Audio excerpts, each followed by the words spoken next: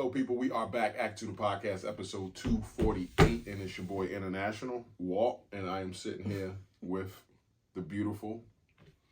It's your girl Taj, the co-hostess with the mostest. You were so staccato, I didn't know where you were stopping. And we are back for another episode of us, episode 248. There was no pod last week, right?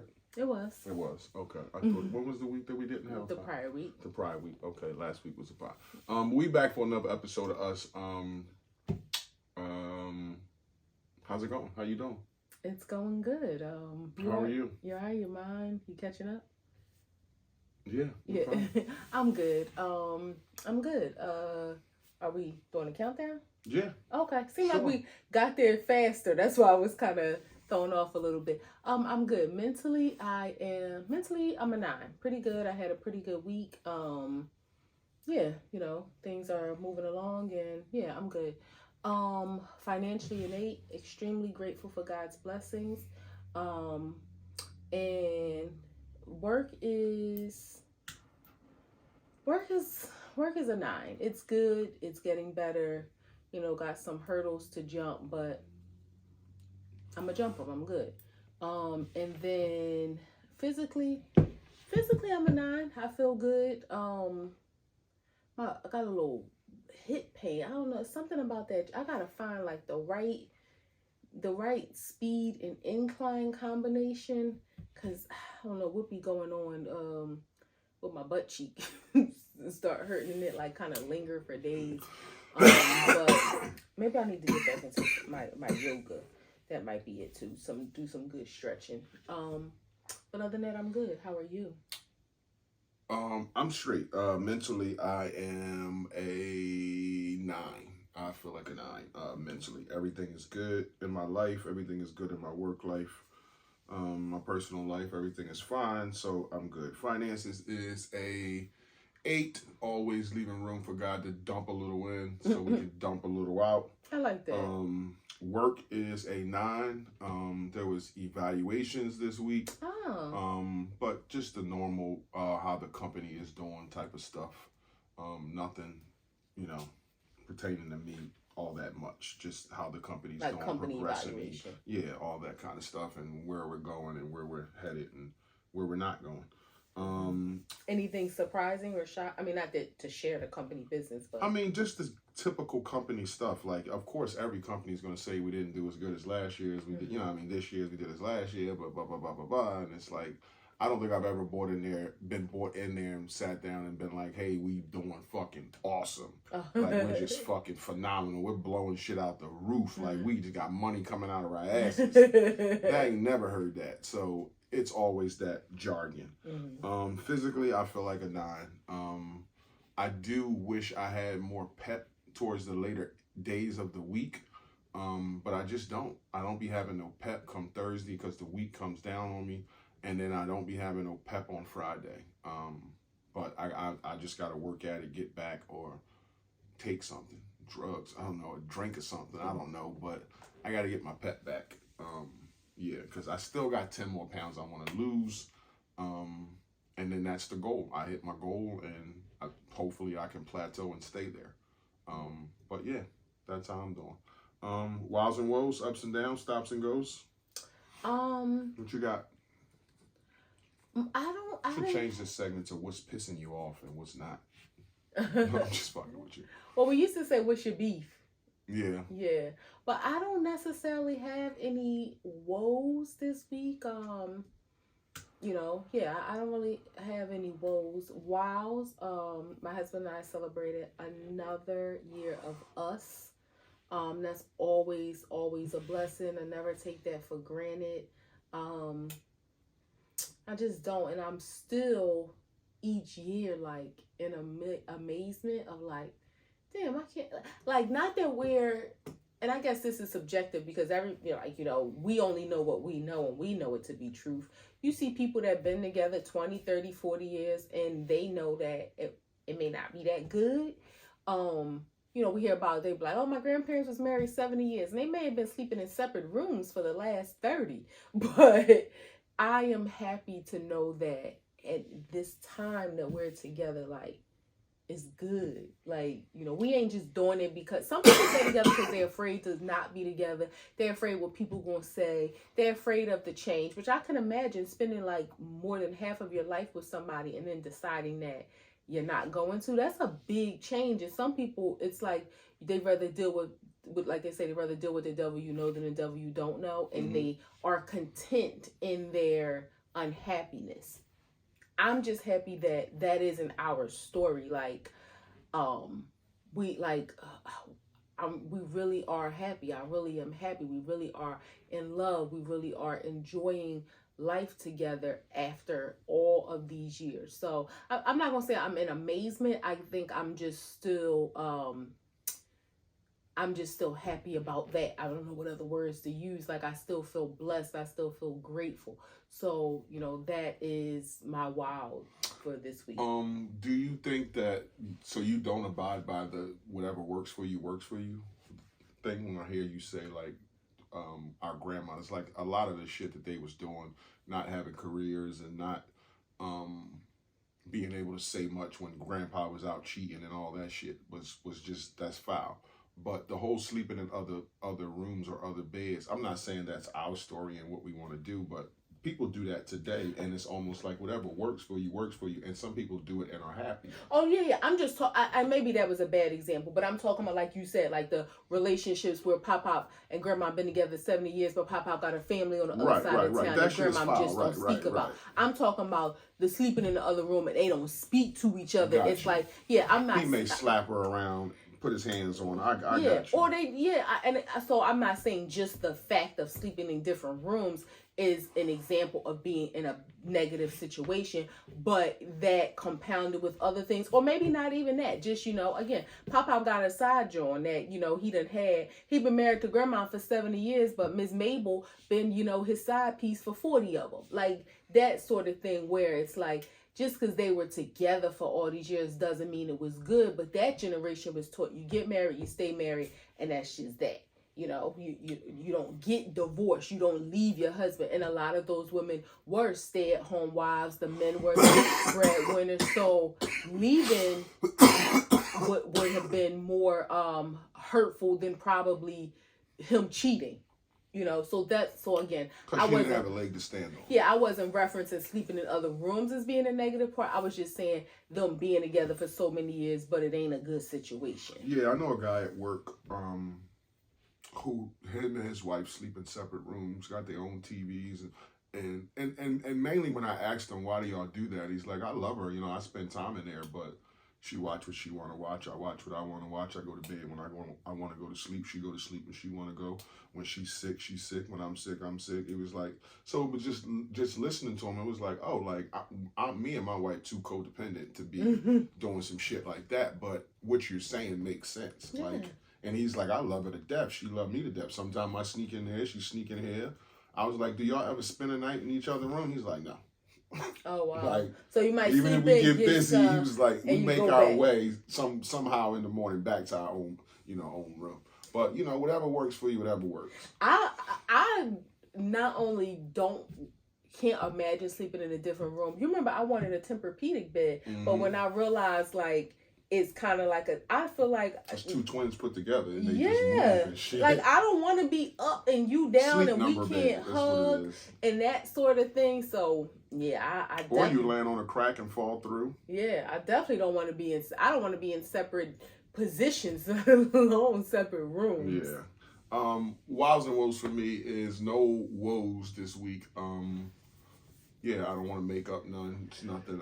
I was worried. Well, I can't say I was worried. That was kind of on the weekend, but into the week I was worried about my daughter having some back pain, and she got all that rectified, and she's straight now, pain free. So just worried about her a little bit was a woe for me. But yeah, my wow is that we celebrated our anniversary this week, and it was great. It was a good dinner. It was a good conversation. I'm always with good company. So yeah, it was great to add another full page to the book. Like each year I look at it as a page, and it's like we just another chapter. Yeah, a chapter, a page, whatever. I look at it as a page. She wants to look at it as a chapter, as lots of pages. But Well, for me, it's just I was using a book analogy, yeah, like you said. it was just felt good to it just feels good to be married. It feels good to like a lot of single men I think are stressed out and running around and having anxiety that I don't. So and it's comforting, it's relieving to know that, you know, who I'm with is who I'm with, who I'm committed to is who I'm committed to, and it takes a huge stress off my back. Like I couldn't imagine if I was single, having needs, running around, doing shit, probably being in places I shouldn't be, chasing coochie. Like I couldn't imagine the stress and the wear and tear that would have on my body at 48. And I'm just super, super grateful that I don't have to deal with that. Like, and it's sad that some single men do, but I don't. So, I mean, that's the end game. Get yourself a woman that you care about and care about you and ride it out. That's just what it is. And don't ride it out if it's bad. Like, go to therapy, get help, talk to each other, be friends. Like, all that matters. So, yeah. Now, if you were single, which we talk about this often because we know people, you know, in our lives who at their big or younger age are like going through that whole dating thing. What are some rules of dating that like your parents or your elders instilled in you? Wow, that could get deep. Me and my dad never really talked about dating or birds and bees or girls and shit like that. Now, my mom, on the other hand, told me don't ever date white girls, like on some racist shit. Like, just don't bring no white girls home. If she can't use your comb, don't bring her home, was the saying. Nana wasn't really like that. And lots of my game, but lots of the stuff I know about girls and relationships, I learned on the fly, on my own. They didn't really instill anything in me other than like stay away from white girls. But yeah, they didn't really. I don't remember having a used condom talk. Like none of that. It just kind of stuff just happened for me, and it was like, okay, you learn. Yeah. So, but I never was sat down and told like, hey, this is how you should pursue women. This is how you go about dating. You birds and bees, always try to wear condoms. Like, never was told that shit. That's just something that, as a young black boy growing up without little guidance, I just wrong and found out on my own. So rules, I have none, other than don't date white girls. So yeah, for me, it was never that. I mean, you had the, not broken home when you was growing up. But I learned more from observation than from conversation. Exactly. So of your parents? Yeah. Okay. So it wasn't like conversations about dating. Now, I had, little boyfriends. I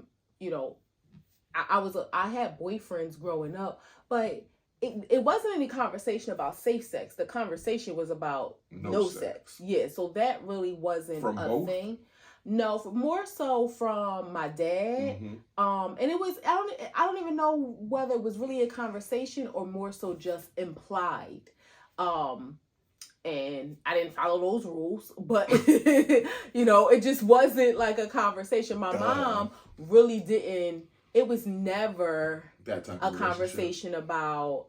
My mom just she wanted me to have freedom. Actually, she wanted me to, I guess, experience things that she didn't experience. So she wasn't like mean about it at all. I think if I didn't have my dad, she may have been too lenient.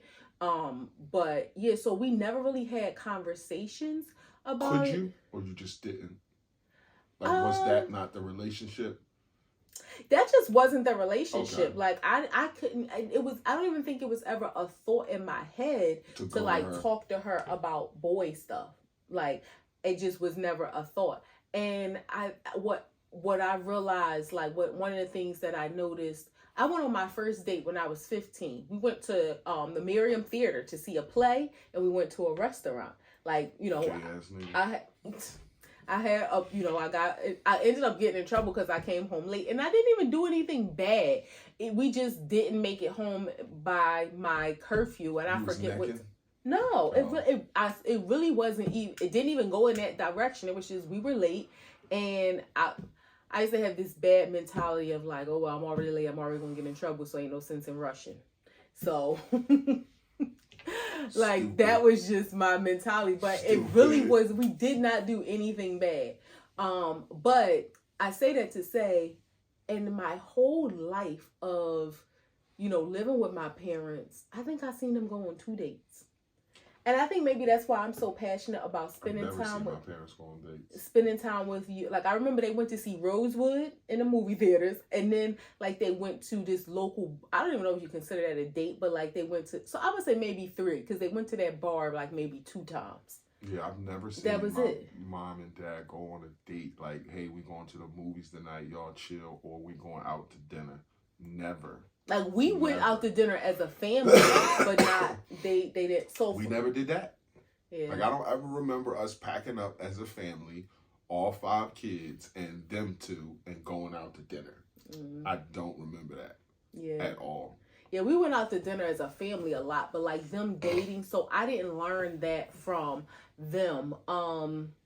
Yeah, I didn't really learn any dating. You went like in the moment, in real time. Yeah. Like going through it, it was like, all right, that date fucked up. And kind of learn like from my friends or like seeing people or things that I liked or didn't like. Or like maybe doing something and realizing in hindsight, like, probably won't do that again. Like, and I mean, in terms of like meeting somebody and going on a date, but it's like, damn, like, I didn't have a car at that time, like in my late teens, but it was like I was ready to go, but I was with somebody else. Mm-hmm. You know what I mean? So then as an adult being older, that's something that I wouldn't do, especially with if you don't know you like that person, like you want to be able to leave. So again, I learned those things by trial and error. There was really no dating advice that any adult or elder ever gave me. Yeah, I just don't. That's just how we come up. Like we didn't have that talk. It was more of real time and observation. Yeah. Just learning on the fly.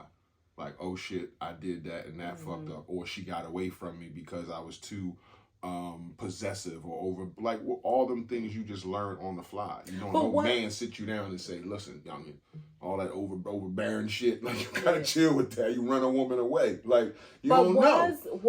Did you date as, before? I mean, I know dating is like one of our love languages because it's not just about whether it's a $400 date or a $40 date. We just love spending time together, talking and making those memories. I dated. I got on buses and went to girls' houses and like watch movies. Like that's a date, right? Like we're not. Yeah, so it's not like I went to a bunch of restaurants with girls and shit like that. Or like movies or take them out somewhere. I went to movies with girls. Okay. Yeah, I went to 1 or 2 movies with girls. I went to a lot of girls' houses, like traveled to girls' houses and like was cooked for or like the date was just sitting on the porch and talking or something like that. So I've had teenage dates, like, because your money ain't right. It ain't like you can go to Steak 48 when you're 14. Oh, right. Or even some shit like that. Back then, it was the Ponderosa, whatever. We went to Chesapeake Bay. It was kind of like, I guess I would compare it to like Red Lobster today. Mm-hmm. Even though I think Red Lobster was, I don't know. But yeah, we went to Chesapeake Bay up on the boulevard. I remember that. Now, breaking the cycle, as so many people like to say, we are not the adults that were our parents and grandparents' generation. So we talk to our kids, whether, you talking to your daughter, us talking to our nieces and nephews, like what dating advice would you give your daughter and nieces today? Now, our oldest niece that we, are in closer communication with is 17, almost 18. Your daughter being 27. So like, what's some dating advice that you would give them today? And it probably will be different considering somebody being 18 versus 27, but what dating advice would you give them? Date up. Don't date no YNs. If the guy you like wears a shiesty, nope, don't date him. the cliche shit of make sure he really, really cares about you, he likes you. Try to be friends first, because I'm telling you from experience that matters. That'll carry your relationship when shit gets a little rocky. Respect him. Demand respect back. Don't be nobody's one night stand. Don't be nobody's one night stand. Take your time. Would also explain that, like, take your time. Don't be in a rush tonight. And I know things are tingling and jiggling, but take your time. And use condoms. Use condoms. I mean, ultimately, these kids are going to make their own decisions, and that's for like girls. I think I would go at a boy differently, but for girls, yeah, it would be. And my daughter being 27, I still would. Although she's like grown, it would be like still try to abide by those. Like, you're talking to somebody, I know things are moving fast, you almost 30 years old, but try to be friends. Try to make sure that the person has your best interest at heart. My niece too, like if you get involved with somebody, try to make sure that person has the best interest in you, and don't try to ask you to do nothing that you know your mom or your aunts or your uncle would be upset with you for. Those are the people that you need to stay away from. Like, they should be on the same vibration that you on. So that's what I would tell them. I think for me, the most important thing I would tell them is trust your gut. Because especially when it's like something new, trust your gut and don't spend no unnecessary time if it's something that you're not feeling. Like, I think so many women, they meet somebody and they may not really be feeling it, or it's like they accept struggle love early on, when it's like, you don't know this person, you could cut that off real fast. Like, trust your gut, follow your intuition. Not to cut you off, but don't you think trusting your gut can get tied to fear? And eventually you can become like double Dutch. Like, you never really jump in and jump because you just, like, you gotta take a chance with your feelings. That's why everybody go through the puppy love heartbreak, because you gotta get vulnerable at one time, right? I mean, you do, but I think a lot of women get involved in something and they may have a bad feeling about something, but still do it. And they may still do it out of boredom. Like, if they don't have any other prospects at the time, they may still deal with something that really is beneath their standards. Have standards, first of all, but they may accept something that's beneath their standards, but they deal with it because, well, it's just somebody to talk to, it's just something to do, somebody to keep me occupied right now. Ain't nobody, my phone dry, ain't nobody else. But it's like, you may not phone dry. Yeah, that's what they say. When nobody ain't calling your phone, like nobody else ain't call. I don't really have anybody else to talk to right now. So they will deal with things that they may not like, or the situation feel fishy. This girl that I used to work with, and she just turned 40, and it's crazy because she had posted, like, in her close friends, a guy she had just met, and he sent her 3 pictures. One, I forget what the picture was. It was just like, it looked like a regular picture. She blocked out his face. The next picture was him getting out the shower. He was out the shower. He was naked, but he was holding a towel. And then the next picture, he was standing in the bathroom, like taking a selfie. Looked like he was dressed for work. So I said, does he live with his mom or his wife? Because there's a pink bath rug and there's a pink LED light that you can see in the mirror. And she was like, oh my God, and he got a ring on in the picture. He probably got a wife. Which she hadn't. So I'm just saying that to say, a lot of women, if they're bored or if they're lonely, may accept some things that they really don't want to. So those are obvious things, though. Well, like, I mean, such obvious things. I mean, like, yeah, but maybe she didn't pick up on the pink. That you are. The pink caught my eye. Like, why would you have a pink that's some bathrobe? shit I would catch. Like, that's not even your best detective work. That's some shit you would look at, like, with one eye and be like, look at that pink shit. Yeah. Like, I would catch that. I'm just saying, that's not nothing that's like, you in a picture with a ring on and pink shit in the background. To be honest, I didn't see the ring at first. I'm about to say, of course a girl gonna think it's somebody, and you ain't going to the store and buy no pink bath mat. I didn't even zoom in on the ring at first, because when I seen the pink, I'm like, he either lived with his mom or he got a wife. Like, you got a pink bath mat and a pink LED light. Yeah. So and she said, she cut him off. She, had told him, like, she was like, that was their first conversation. But I just go back to say, have standards, trust your gut, don't waste no time. Like, if you just meet somebody, you ain't feeling them and spend a couple days, it's okay to not, be like, oh, well, I'm going to wait a couple months. Like, no, like, cut that off. And don't let nobody like you said, have respect for yourself. You teach people how to teach you. Yeah, have a like, standard. When they see, okay, I can't talk to her any kind of way. Oh, she waiting for me to open the door. And not to say like it's a red flag if somebody doesn't automatically do it. Sometimes you gotta teach and some men are teachable, just like we want to be taught certain things. So there is some room for flexibility in some things, but set the standard, set the bar, and don't settle. I think struggle love is something that may come down the line if you already in a relationship with somebody, y'all already established, and you or him, something happens that causes a struggle in your relationship, then that's what, but don't go into a relationship where he like, yeah, I'm having hard times right now. I'm sleeping in my mom's basement, but I'm trying to look for, okay, well, hopefully things work out for you, but like, no, like, so that would be my thing. But you kind of hit the head on something, because we know in this world there are double standards. So what would you tell our nephews? Like, we have nephews who are like in their early 20s. So what would you tell your nephews as opposed to the females in our life? Be vulnerable. Well, strap up. Be vulnerable. Don't be afraid to fall in love, but don't be stupid. Don't get played. You got to watch out for this and this and that. And you got to, all the things that I'm going to, as a man, you got to watch out for this. Girls do this, girls do that. But yeah, strap up. It's different. It's a double standard. It's not all that.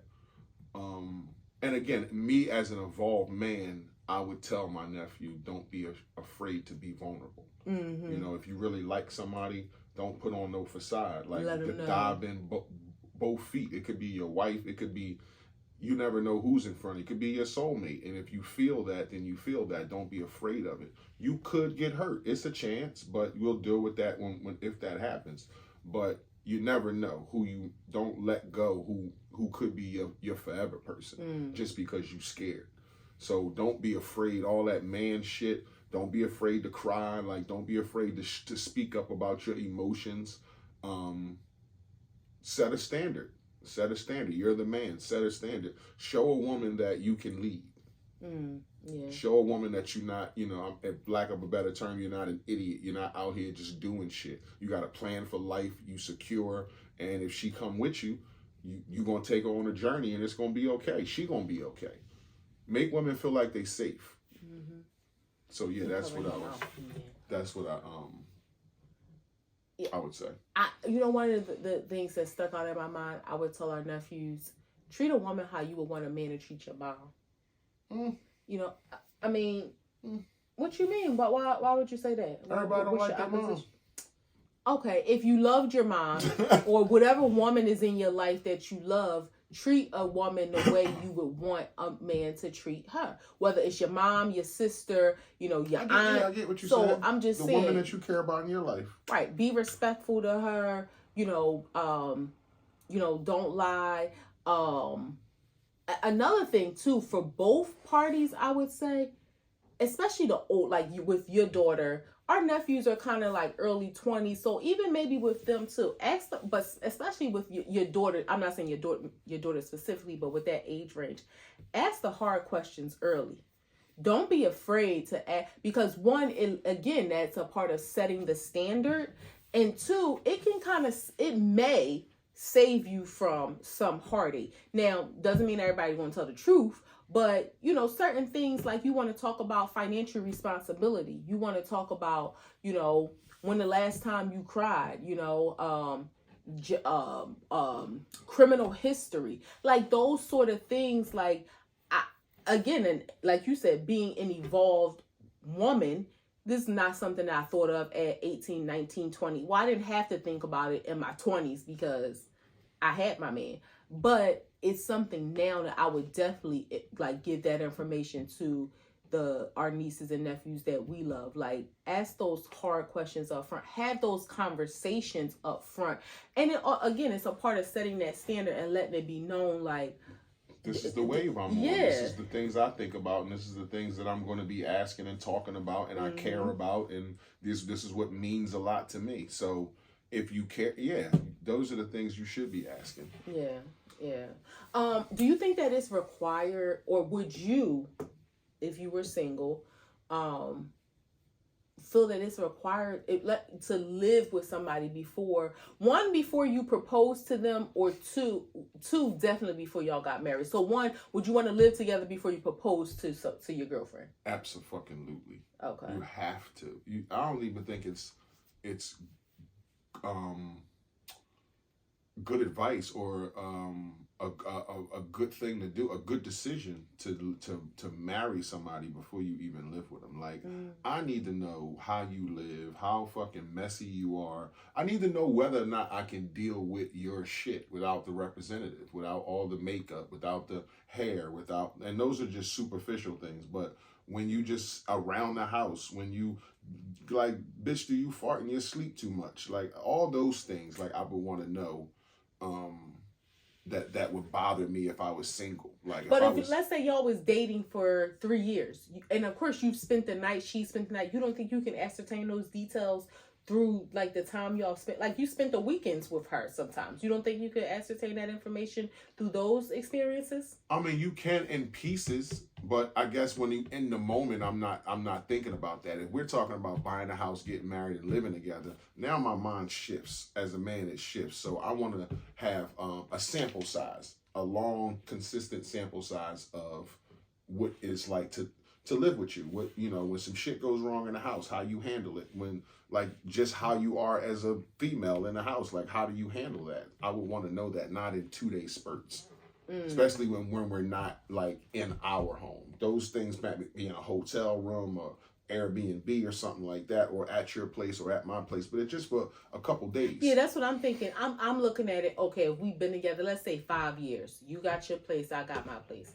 I might be at your house for, a Thursday to Monday. You might be at my house. You might stay over my house for a week sometimes. Over the last 5 years, we've spent, pockets of time together, but I had my address, you had your address. So you still feel like living together really gives you full representation. Because when I'm at your place, I'm in your space. So I'm not walking on eggshells, but I'm in your space. So I'm not changing anything. I'm in your space. I want to know what it's like when you have to share space. Okay. That's what I want to know. Like, how are you when you got to share space? Or if I come out the bathroom from taking a shit and you walking in, like, how again, if you taking a shit and I'm walking, like, how does that dynamic work? Those things. But I think you will experience that in 5 years. You may, but so you don't think you should live with a person before you get married? I think I don't think it's required. For me, it's a requirement. If I was single, I would not propose to a woman if we didn't live. I think, like, that year you said 5 years, then we live together for a year, then we can get married. I think that's perfect. If we was together for 5 years and we was headed, like, real strong, and we was talking about marriage and moving together, I would say, okay, we at our 5th year, let's rent a place and let's move in together and let's live for a year and then we'll get married.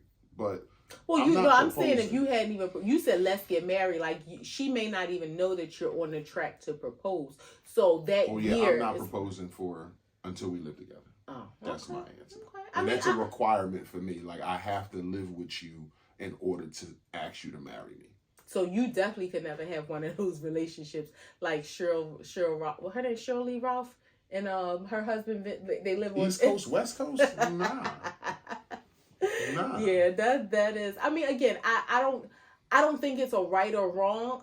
For me, it wouldn't be a requirement. I don't think. I mean, and I definitely don't think it would be a requirement. I can see why some people would feel that we would have to spend a substantial amount of time together, but I don't think, like, I would feel like we gotta live together before I decided to and maybe because now at this big age, it's like you think about the financial implications, but yeah. So if you was with a guy, dating a guy for 5 years and y'all lived in separate places and he proposed to you, you would be like, okay, cool? you would think you've ascertained enough over 5 years that you know him like that you can live with him. Even if you did stay weekends or a week at this particular time, or I spent the holiday with you or whatever, like. I think we would have spent enough time together that I probably would feel comfortable with. I mean, if I was going to say yes, you know, I don't think us not living together would stop me from that. And I'm okay.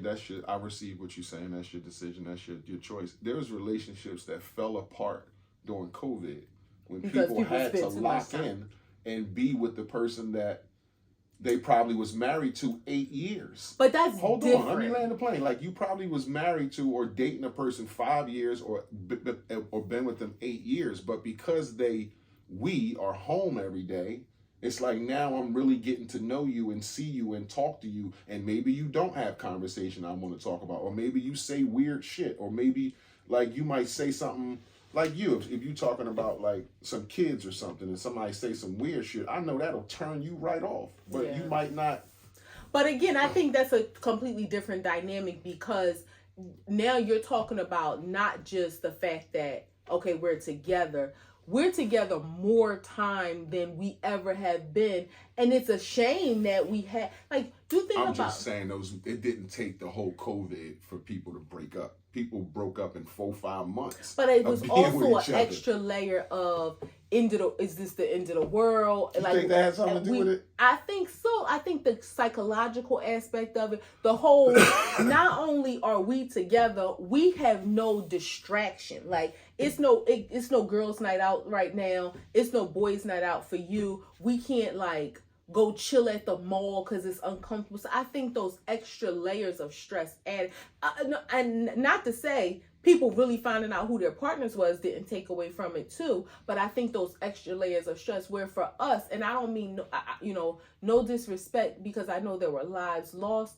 COVID brought us the walks that we had, the talks that we had, the time spent together for us, like, we dug in. Like, we dug in. What's crazy and ironic about that is that 2020 was probably our best meshed year for our whole relationship, other than, like, the early years where we were But it was, like, the best thing that we felt so much closer together. And then 2021, it was like, what happened? Well, because with us, I think with us getting married, it was an extra layer of. I'll take a lot of accountability, where I don't feel like, going into getting married, I just felt like, we've been doing this. It's been 20-some years. Like, we just gonna sign the papers. I'm gonna change my name like it is, without realizing that in small parts of life that really put together become bigger parts of life, there is a change required. And I was ignorant to that, where it just felt like it's still us. Like, I was ignorant to the fact of it's kind of like you playing a video game and it's like, ding, like you reached another level. Like, yeah, it's still you. It's still the same game, but it's at another level. And I don't know if that's a good analogy, but... You're looking at me like you cleared Pac-Man or some shit. Yeah. Fuck out of here.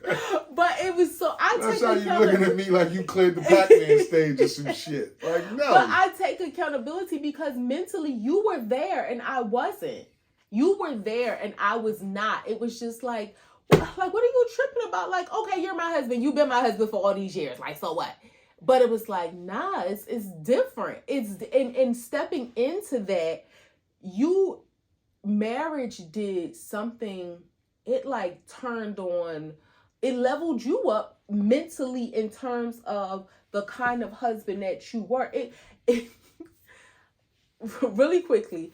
Years ago, my niece, who just turned 13, we thought that she may have had some developmental issues because she never talked. Like, she never made goo goo gaga sounds or anything until she was like 18 months. And when she started talking, he was like, she's a baby unlocked. So for you, it was like you had this husbandry inside of you that, because of your fugitive status, was stuffed inside, and we got married. It was like husband unlocked. Like, that's really how it felt. Like, you had this inside of you that was waiting to get out. And when it unlocked, you, not that you weren't already an amazing mate, but that you leveled up in that respect. Like, you was ready. And I it wasn't that I wasn't ready. I didn't know that it was necessary.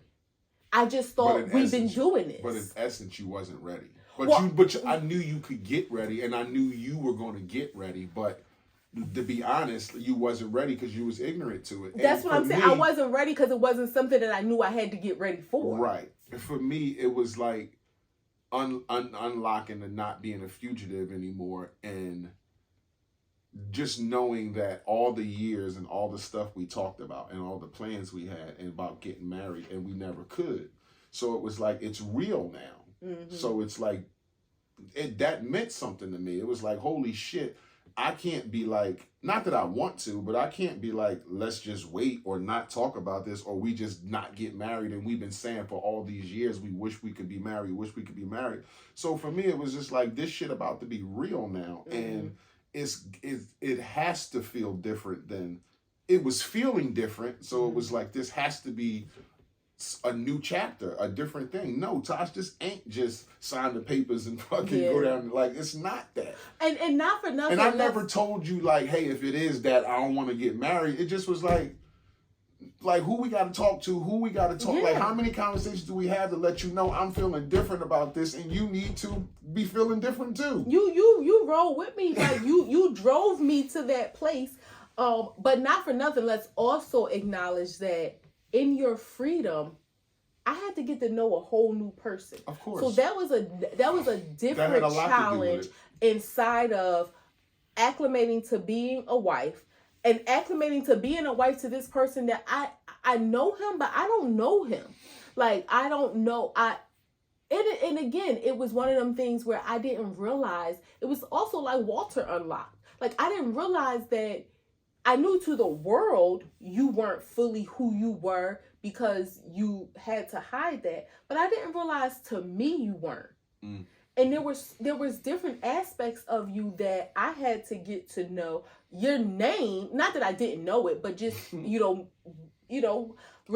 the fact that that is what feels good for me to call you by your name.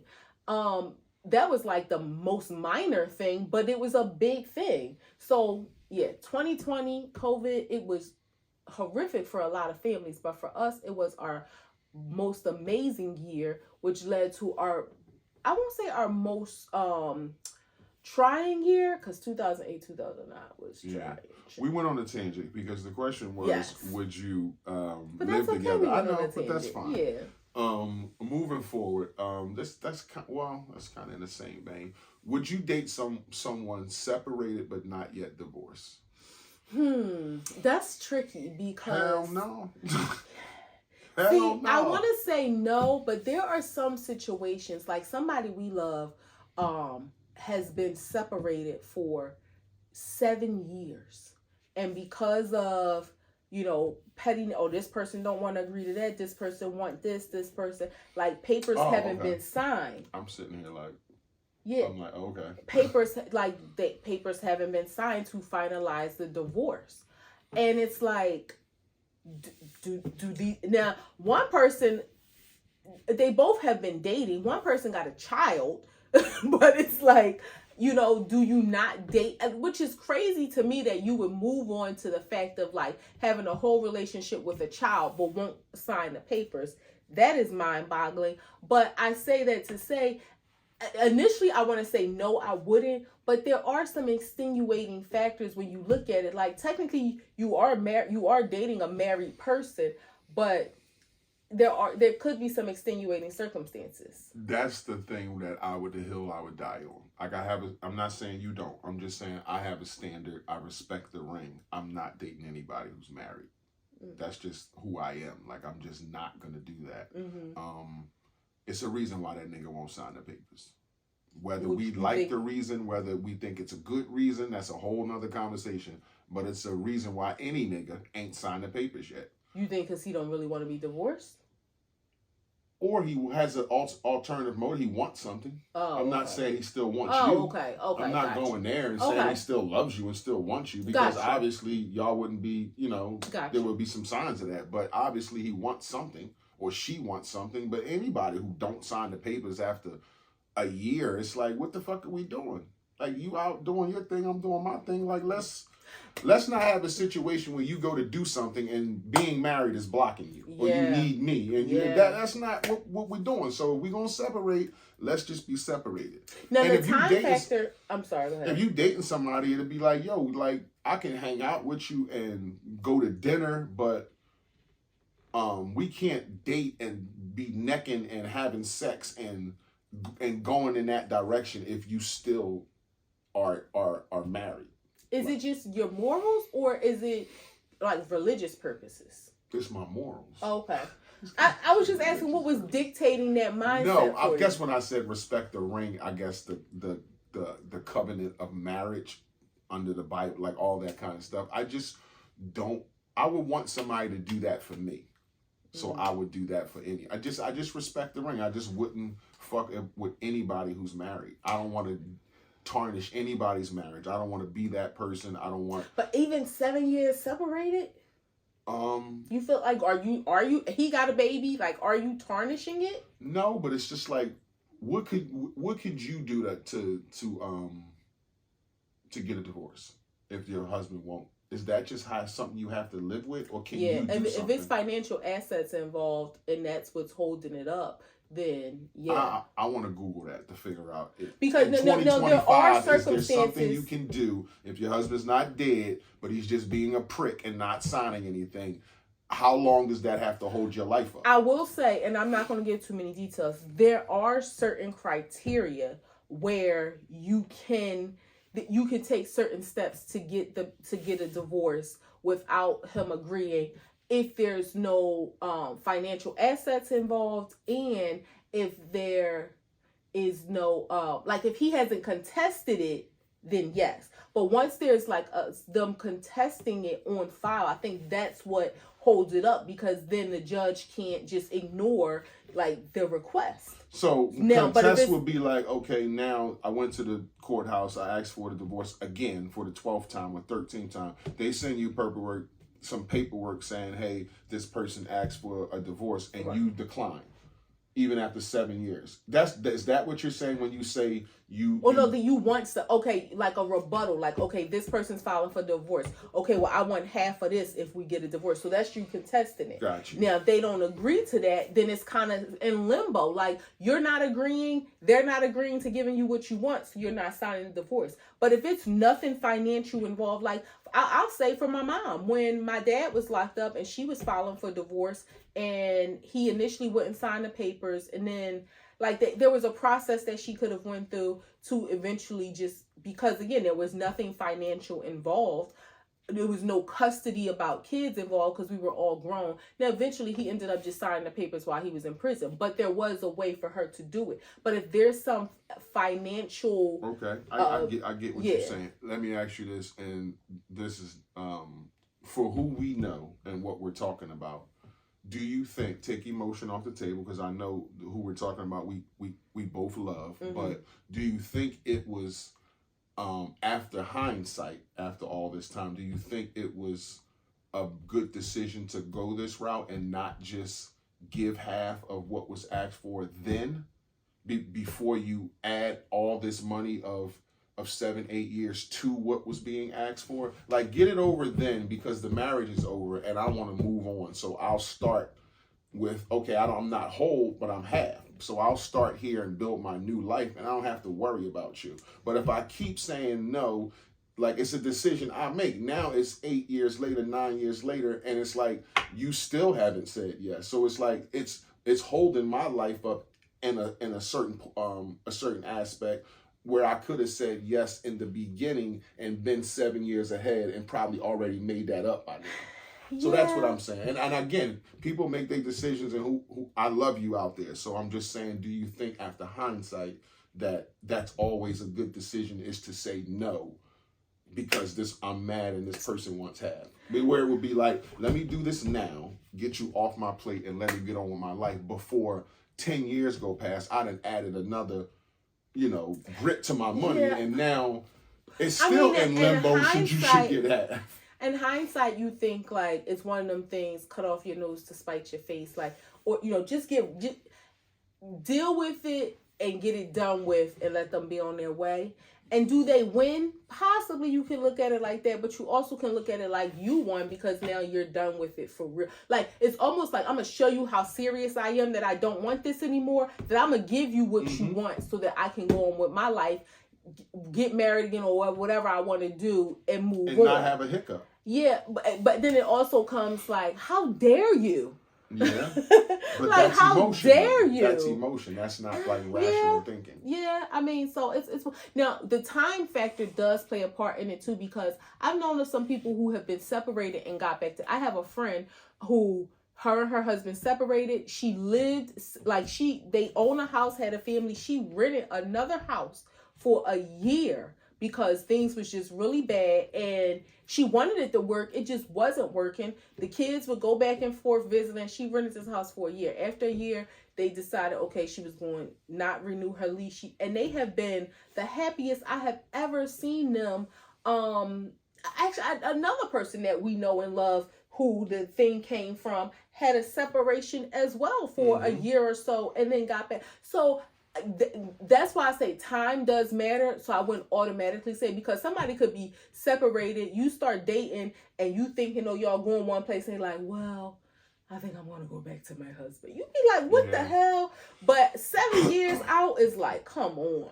So I wouldn't say I would never. It wouldn't be my preference, and there's some extenuating circumstances I may consider, but yeah, and I just now thought about that, like, just saying, like, damn, would that have been the better decision in hindsight? Yeah, obviously in hindsight, in the moment, definitely, it's like, who knew it would be this long? So you saying no, you think it'd be for 6 months or something, but fucking 8 years. It's like, god damn, I wish I'd have said no back then. You'd have been the fuck out of here about it. Right.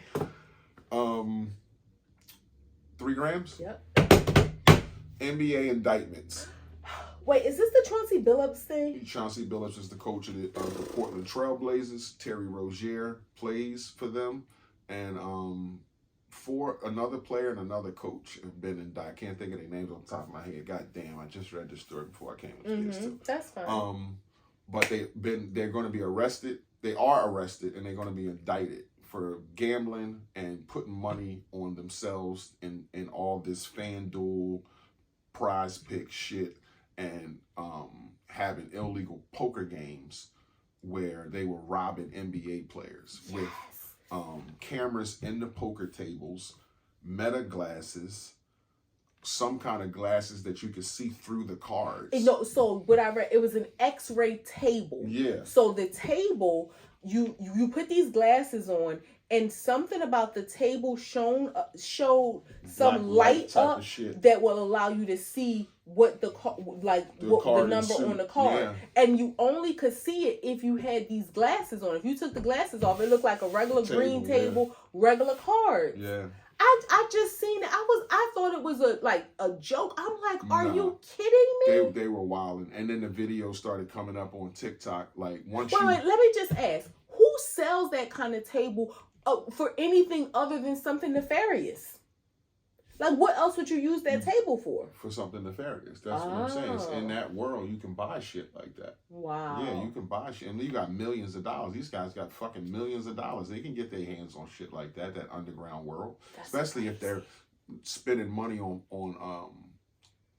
large poker games. And the reason how they found this out is that the FBI was looking at the mafia.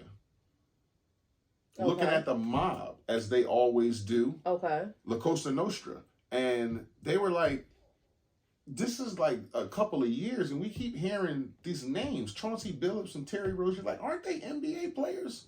That's what made them look. They were hearing their names about what? About being in large poker games and having gambling debts. Oh, okay. So that's what they was hearing their names about. It got bad to the point where they was betting on themselves, gambling on the teams, a whole bunch of shit. And yeah, they tied up in an indictment for gambling. Is it bad to bet? Okay, Having mob ties but and but you just are already a fucking $50 million up is insane to me. okay, just hear me out. Is it bad to bet? Now, I know it would be bad to bet on yourself to lose and then you lose because it makes it look like you fixed the game. So that I know. But is it bad to bet on yourself to win and you really win? Because there was no guarantee you was going to win. As a player, you were betting on yourself. As a player, you're not supposed to bet on you or your team.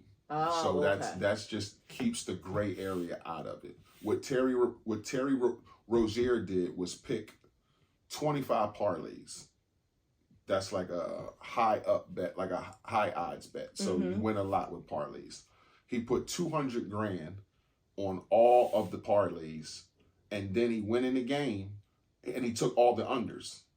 Then he went in the game and said he hurt his foot and sat out the rest of the game. Okay, yeah, that is bad. That is bad. So he wins all the unders. And I don't know how much you win on $200,000 worth of parlays. I don't know. It could be like 1.2 million or something. No, that's fixing the game. I was thinking in a sense, if you say, I'm going to beat all 10 of these games, and that's just something broad, and let's say you beat 6 and you lost 4. So because you really have no control, you're going to do the best that you can, but you don't know if you're going to be beat. Then I feel like betting on yourself is a good thing. But if you betting on you to lose, or like you said, betting on the unders, then that's fixing the game. So I get why that's bad. Betting on yourself is a la Pete Rose, was banned from baseball forever. Okay. Died without getting in the Hall of Fame. You can't gamble in your own sport.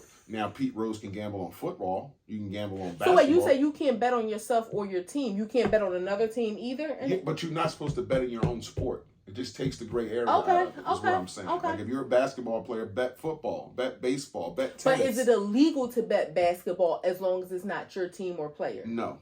Okay, but okay, it's just frowned upon. Yeah, it's frowned upon. It looks at you like, yo, what are you doing? Like, right. Yeah, you might have a gambling. And again, these guys got gambling problems if you $20-30 million up. Yeah. Chauncey Billups is the coach of a goddamn NBA team, probably makes $5-6 million a year, not counting his NBA contracts he had for the last 15 years. And then you in gambling rings where you losing $100,000, $200,000. Now, I don't know if you just got a gambling addiction or you fucked your money up and you need money. You need some money, yeah. But in reading that shit, they said the only way that they knew that these guys was in it is they was looking at the mob. And, they wasn't even the checking tapes, for you. the transcripts was like Chauncey Billups, like Terry Rozier, like, aren't these guys NBA players? Like, I hear these names, like I know these names. And it was like, yeah, they are. What goes on in the dark will come to the light. Literally, those damn X-ray lights. Next Graham? Dealing with bad neighbors. We saw a documentary called The Perfect Neighbor on Netflix. If y'all out there, y'all can check it out. We have always some tissues ready. Yeah, there's probably 3 moments in the doc where you cry. Like in the beginning, at the arc, and then at the end. Like where it's like super, super, super sad. Well, I cried at the arc. You didn't cry. So she's like stoned. She don't. Yeah. Yeah, So I didn't. When you said 3 times, I'm like, what happened 3 times? Yeah, because I mean, when you just talk, it was the backstory is this happened like a few years ago. It was on the news. It was a bunch of kids that played in the yard next to a lady's house who was a white lady in her 50s. These were all black kids. They played football in the yard next to it. It was mixed. Mixed. It was a white family. And they were loud, as she would say, and always out there hollering and screaming. Kids. Yeah, but they were like 8, 9, 10, 11, 12.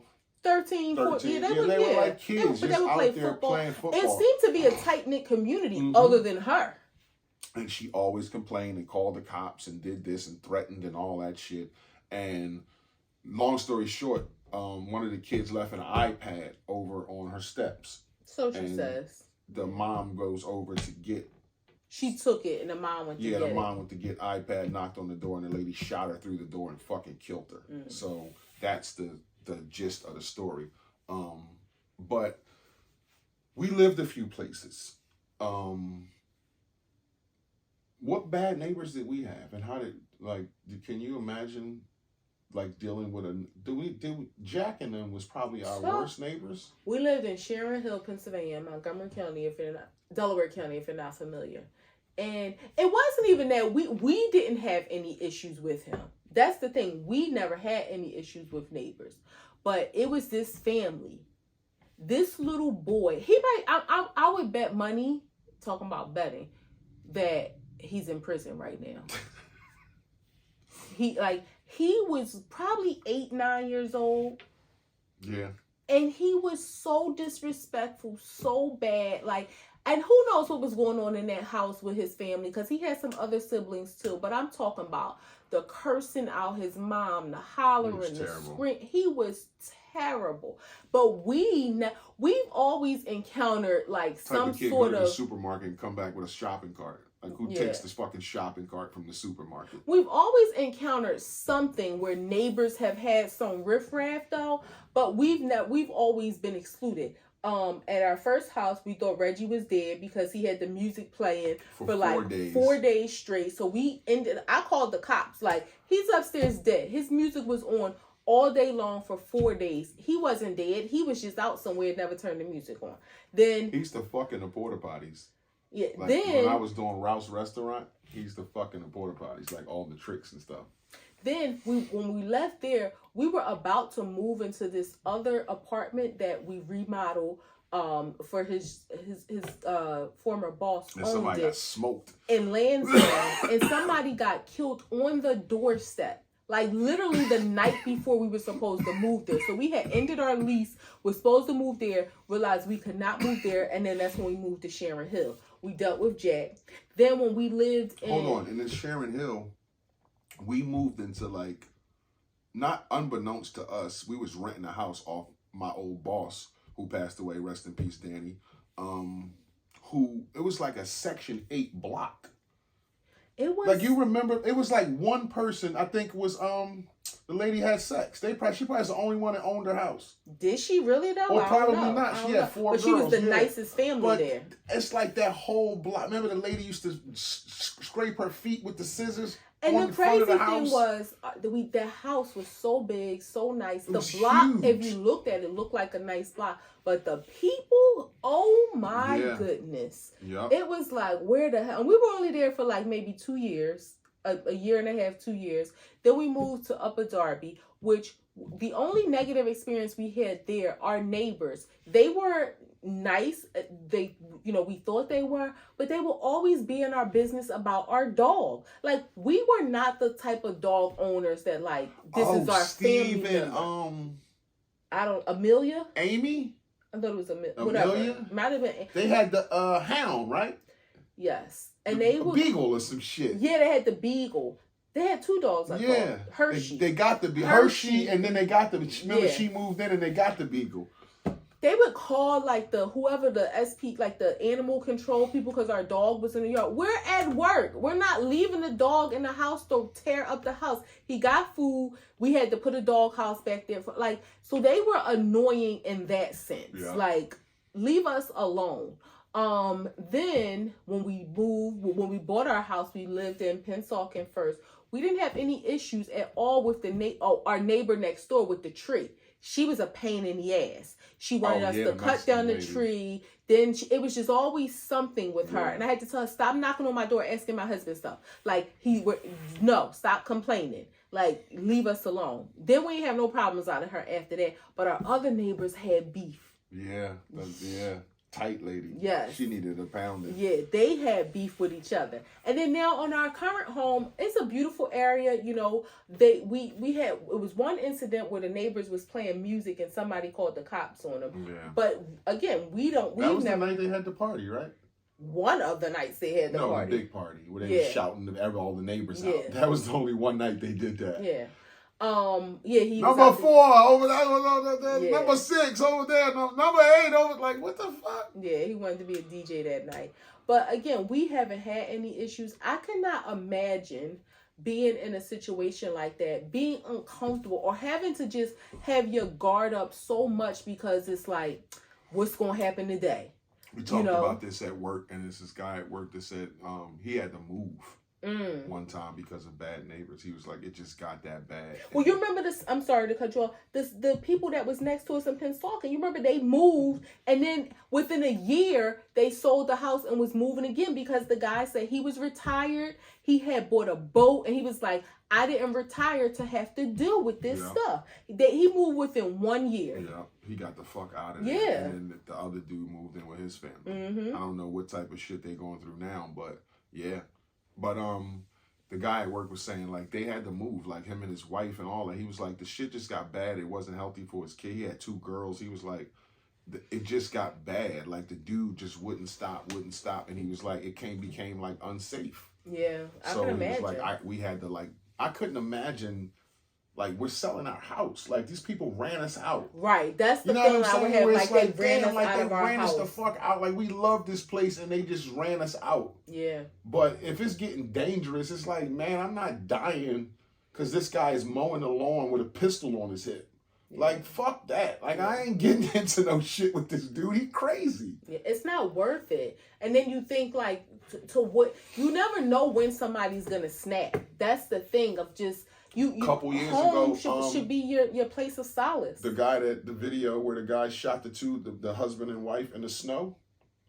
Remember that with the AR-15? Oh, because of the parking situation. And they was hollering at each other in the morning. He went in the house and he shot them both with a handgun. Then came out and shot them both again with an AR-15. You just never know when somebody's gonna snap. It doesn't mean that you're in the wrong. Right, wrong, indifferent. Nobody deserves to be killed over like neighbor conflict. It's like that show Neighbor Wars is real, but it's sad that people have to go through that. Like, that's the last thing I want. I don't want to be dealing with a contentious situation anywhere, let alone at my home. Mm-hmm. Not outside of it, not inside of it. This is my place of peace. Like, I want to feel comfortable here. You go out into the world, it's stressful. You might get in an argument with somebody in the parking lot at the supermarket, road rage. But when I come home, we don't got to be friends as neighbor. Like, I don't want to be the neighbor friend, but I like to be a friendly neighbor. Like, hi, how y'all doing? Keep it moving. Don't be in my business. I'm not going to be in your business, but let's keep it moving. I don't want no drama with neighbors. That's nah. Mm-hmm.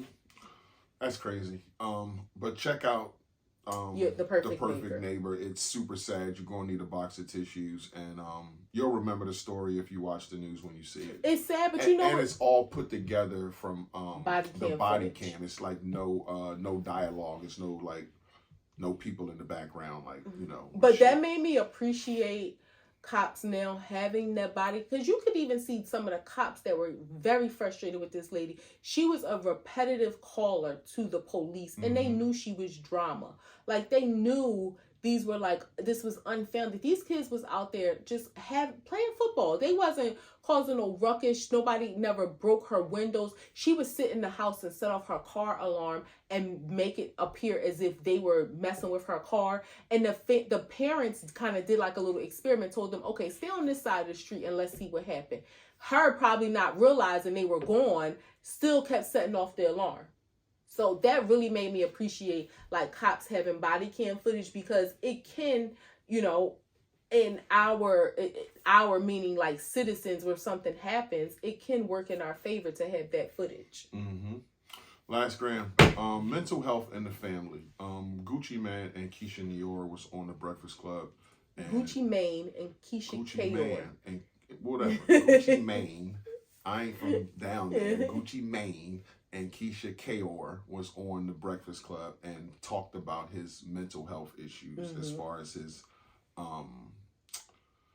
bipolar schizophrenia. In hindsight, like, do you think anybody in your family had mental issues? Definitely. I know for sure. And who? And what? Well, I don't want to say everybody. I don't want to say who, but I definitely think. I know that you're giving more work for me. I'll tell you after the show. Okay. I know for certain bipolar disorder. Like, well, you know, let me not say that. I know there were people that were taking medication. What's like the Ritalin? No, not. That's not like mental health issues. That's like you can't calm the hell down or something. But like Zoloft and that kind of stuff. That kind of stuff, like medication like that. I know for sure people. Wellbutrin. Yeah, well, those were newer medications, and I'm talking about years ago. But people that took those kind of medications, so I know for sure there was some bipolar issues that were there. I also think there were issues that were undiagnosed. So that I know for sure. And it makes me think though, because I know there's a difference between bipolar 1 and bipolar 2. I don't know exactly the difference, but I wonder if it's genetic. I don't know if it's a gene. It's a rotten gene to give somebody. Yeah. I think I had an uncle who was bipolar. Yeah, and I don't want to say his name and give you more work, but I think I had an uncle who was bipolar. Because he would go off the rails a little bit sometimes. Yeah. But just thinking back at it, looking at the behavior and not knowing how to articulate or explain it, you just think motherfuckers mad or crazy or some shit like that. But why are you, aggressive and crying at the same time, or just like all that kind of shit. So yeah, I think back like, and I'm super grateful now that we don't have to deal with that, like having young kids and shit like that, and something being wrong with the kids or something like that, or something even being wrong with you. I mean, you fucking batshit crazy sometimes, but you're not like bipolar or schizophrenic. Right. I don't know if I would want to deal with that, but damn, that would be like. I think I'm grateful that we have more knowledge in it and more. Like I hope that you would be like on board with like, babe, you gotta take medicine every day for the rest of your life. Like, absolutely. You can't be like having spells of you ain't been on your medication in 8 days. Now I notice a change in you and we gotta get you back right. There's a difference between psychiatric issues like schizophrenia, bipolar disorder, and psychological issues. That's why psychologists don't prescribe medication because, okay, you're stressed, you're depressed. Now, sometimes you may need medication for depression from a psychiatrist, but psychologists that talk therapy, I believe, can definitely help. But if I had a psychiatric issue where like you need medication for schizophrenia or you are a danger to yourself and society, then I don't like to take medication for anything unless it's absolutely necessary. But I feel like that's one of those things where it's absolutely necessary, especially if I could feel the difference in myself. I have a friend who I grew up with who I didn't know. I probably found out maybe 5 years or so ago that she has bipolar. And that's when I know, and I, again, don't remember the difference, but I remember her saying bipolar 1. But if I knew like, okay, I feel like this when I don't take my medication and I feel like this when I do. Now, I think also what's important is for people to advocate for themselves and be open to have conversations, because I've known people to say they don't take their medication because they don't like how it feels. Well, medication isn't a one size fit all, so you have to talk to your doctors to say hey, let's figure out what's the best mashup for me. You can, like you said, that if I take my medication, I'm gonna be so lethargic. Like this, and I feel like this on my medication. Now I know that I have to, but it makes me feel like not myself. Right. I'm a little slow. Life is a little slow. My movements are a little slower. Like that takes years to get used to before you think at your optimum speed. But yeah, that would be like, I don't like the way that shit changes me. But if I don't take it, I could do something. But again, I think that's when people need to, like, they need to know that they can speak up to say, hey, doc, like, change this. Like, lower the door, or what else? Like, usually there's 3 or 4. Like, everybody who suffers from depression can't take Wellbutrin. They may have to take Seroquel or Xanax, like, or it may be different things for different people, but you have to speak up. So I'm happy that we have more knowledge and more resources, and that mental health is such. I'm happy that Keisha and Gucci talked about this, because you know how many people deal with issues and won't discuss it. Like, I think it's much more prevalent than we know. And not for nothing, I think it's going to become even a bigger issue. Kids dealing with PTSD, anxiety from all the killings and things that they are being exposed to. Like, this is going to become a bigger, not to say schizophrenia or bipolar, because that's not something that like you acquire from societal impacts. That's something that I think is physiological. but there will be more mental health issues that need to be addressed. So I'm happy that they're opening up the door to having those conversations. Mm-hmm. It was a good interview. If y'all didn't see it, check it out. Yeah. It's I didn't wrap. see the full interview. I just seen highlights, but I do want to check it out. It's a wrap. Act 2 the podcast, episode 248.